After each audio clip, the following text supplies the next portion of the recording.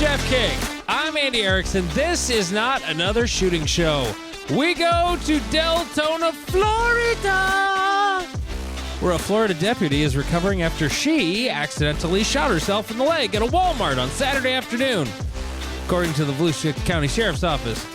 The incident happened around 1 p.m. at the Walmart on Howland Boulevard in Deltona. Officials said the female deputy got injured after the accidental self-inflicted gunshot. Deputies on the scene were able to provide aid until EMS took her to a nearby hospital for treatment. The sheriff's office said she's doing okay and is expected to recover from her injuries, and she's going back for more training. Well, that's good. Well, that's not in the story. I just said that because she's either not going to be a deputy anymore or she's going back for more training, one or the other. I mean, right. This is probably a thing that is most likely happening. Other newsy news stuff. There's another lawsuit that's been filed against Sig Sauer. This comes from thetrace.org, which I didn't know this website existed. Apparently, The Trace is a gun violence journalism news website.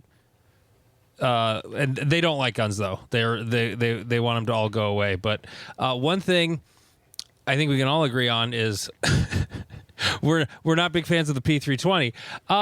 So Roman Neshin, who's 41, died on October 1st in his Bucks County home after a bullet fired from his Sig Sauer P320 pierced his groin and punctured his femoral artery, according to the lawsuit. And an interview with the widow's attorney, neighbors found him lying unresponsive in his basement hours later with an unused tourniquet in his lap and a cell phone by his side.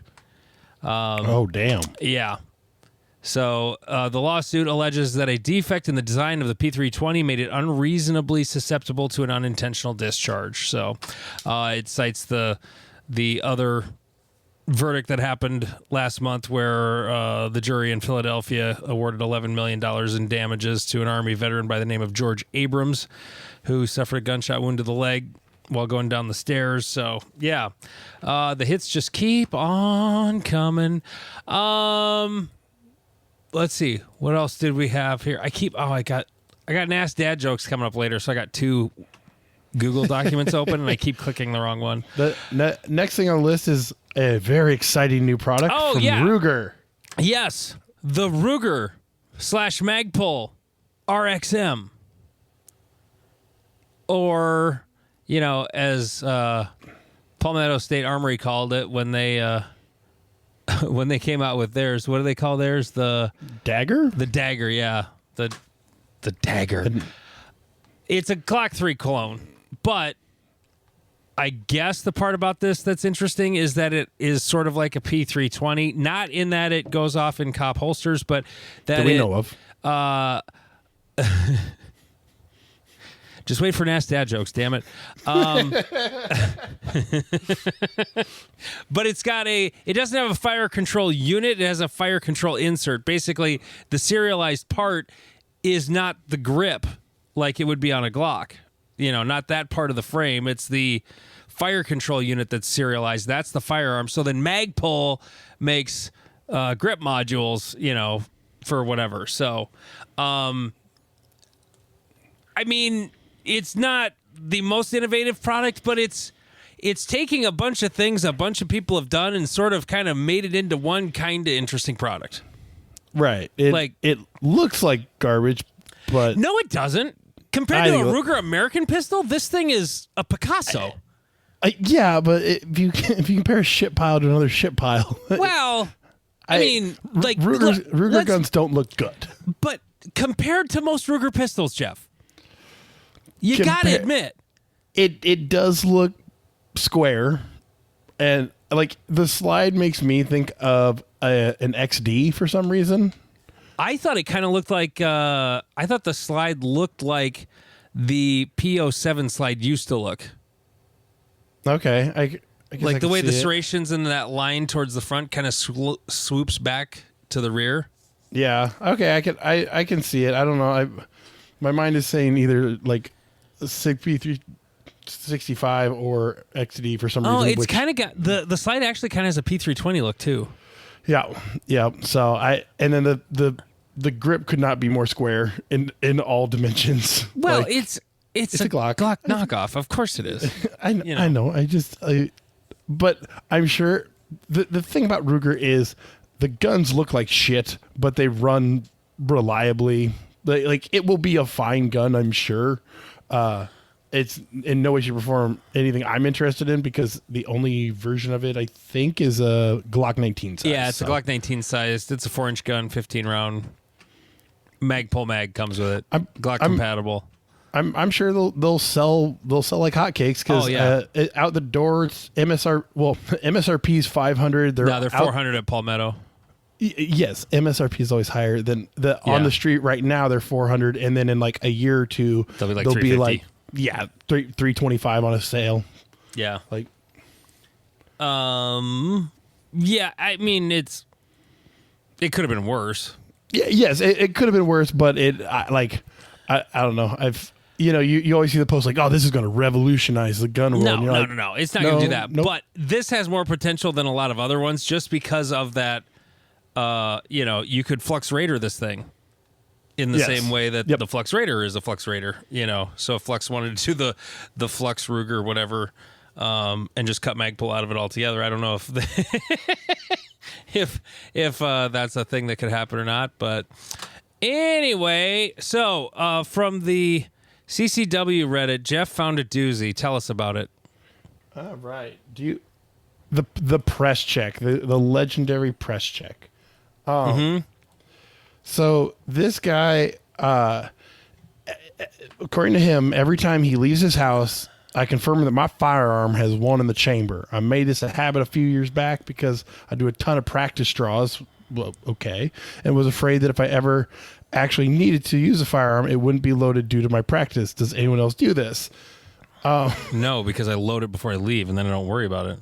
Right. Well, the way I handle it makes me think this is overhandling, to quote Letterkenny. I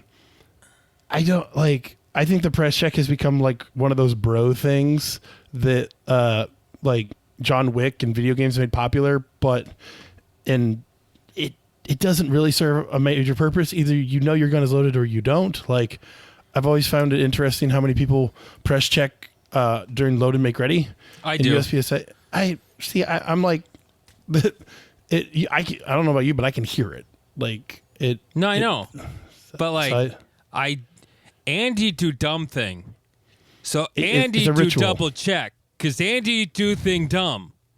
So me check, press thumb, check, press, copper, yes, well, ready.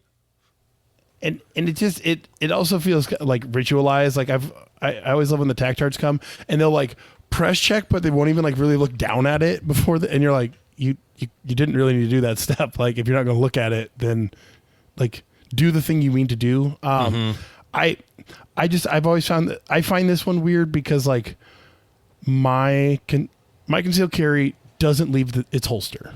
So like when I rarely practice with it and I rarely shoot matches with it. And so it just stays loaded all the time and I just take it off as a holstered unit. And so it's always loaded and I know it's loaded and I don't need to press check it. Also, one good thing Smith & Wesson did is their loaded chamber indicator is just a small cut in the chamber that you can look down and be like, yep, there's nickel or there's brass. Guns loaded. No, and honestly, Gen 4 and 5 Glocks, maybe the 3 too, they have a more subtle loaded chamber indicator, but there's like a little tab on the extractor that is flush with the slide if it's empty, and it protrudes ever so slightly if there's a cartridge in there. And you can kind of see the brass through the gap on the side, kind of. Yeah. Not like the Smith & Wesson where it's got that hole drilled in the top and it's very easy. Now, old Rugers have a big loaded chamber flag on the top whenever it's loaded. So that's really easy, because nothing's sexier than a sign that says loaded chamber. Well, and that was actually kind of the funny thing is the Reddit hive mind was actually against loaded chamber indicators, such as the Ruger one, because they're like, hey, it can get stuck. Or what the hell is that getting caught on? I don't know. All these are the same Reddit numbskulls that think the hammer on a revolver is going to get hung up, and that's why I gotta have a bob hammer, or I gotta have that. It's Did you see the video? ridiculous. Did you see the video that Firepower United posted? No. Oh, okay. So, completely different topic. Dude shooting at like an action steel, which is basically you take steel challenge plates, and the big plates you shoot twice, the little plates you shoot once, but it's on like a USPSA stage, so it's a different kind of form of competition. Dude shooting 2011 of some sort has a round come up and over and land in the hammer. So hammer back, it lands in there, and so it locks the gun. It locks the gun up. So Like he a has to spent case landed Yep. in the hammer gap? Yep. Oh, wow. Yeah, like 1 in a million. And of course, all he had to do was go rack slide, thing comes off. Like it wasn't the biggest, but it was a like, oh shit, malfunction. But to your point, I'm sure there are people who will use that as like, this is why you never carry with a hammer. Like derp derp derp derp. Do I press check every day before I shoot a match or before I shoot a stage? Absolutely. I'm checking that thing every single time. I don't press check because my gun's not loaded before I carry it. So I load it. And once I load it, I guess it's loaded. I'm not actually, no, every time I press check, I do it one-handed. I grab it around the back and do the one-handed press check. Just in case I got an injured hand, Well, then that way I can check if my gun's loaded. Okay. I will throw one caveat in there. If I'm dealing with a firearm that is not mine and that I don't know the condition of, yes, I will check it. Like that's, I don't want people to think like, oh, I just pick up a gun and pull a trigger. No, like in my home, I know they're unloaded because I'm the only one in my home. And so, like, I treat them with the knowledge of, like, this is the gun and this is how I always leave the gun. Nothing has changed because I don't change my system because autism. I don't know. It sounds to me like you're going to die the next time you get groceries. Challenge accepted. But if I am dealing with someone else's gun or, like, someone else has been in my space or I'm whatever, yes, I will check their gun, but I'm not press checking a gun that I know is loaded because I loaded it and put it in the holster loaded. All right. Moving on. It's time once again for Nass Dad Jokes. I'm a little punchy tonight, and I wrote a few just because I had time before we got on to record, and I don't know I think these are going to be okay. We'll see if I can make Jeff laugh. If I make Jeff laugh, I feel like they'll be okay. Okay, here's the first one. What do you get when you cross Magpul with Subaru? A lesbian something? A plastic car that lesbians like. Yes. That one was kind of obvious, but what Jesus, I wrote this like crap. What do the Magpul and Ruger RXM and the P320 have in common? What is that? They are not likely to be in a cop's holster ever again. Yeah. Okay. Hey, what did the insurance CEO say to his ER doctor? I hope I'm covered. I bet this claim gets denied.